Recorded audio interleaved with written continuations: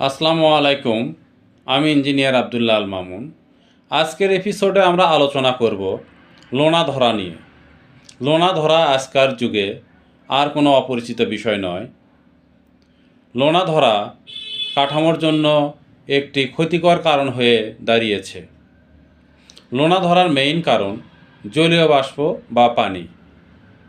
যখন দেয়াল বেয়ে জলীয় বাষ্প বা পানি উপরে উঠতে থাকে বা বৃষ্টির পানির সঠিক নিষ্কাশন ব্যবস্থা না থাকে বা কোনো ওয়াল বা পার্শ্ব যদি সঠিকভাবে পানি নিরোধক করে নির্মাণ না করা হয় এবং সে পাশটা বারবার পানির সংস্পর্শে আসে, তাহলে সে অংশে লোনা ধরে।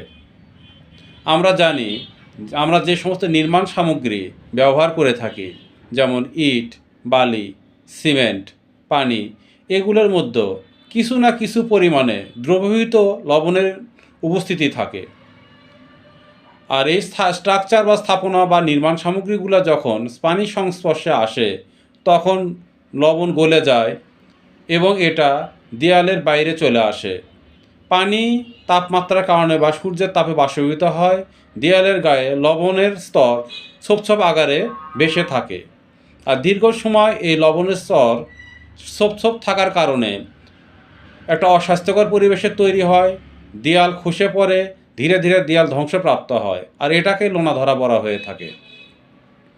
তো আজকের আলোচনা এটুকুই ছিল। আমরা পরবর্তী আলোচনায় হয়তো লোনা ধরার কারণ এবং প্রতিকার নিয়ে আলোচনা করব। তো আজকের আলোচনা এটুকুই। আসসালামু আলাইকুম।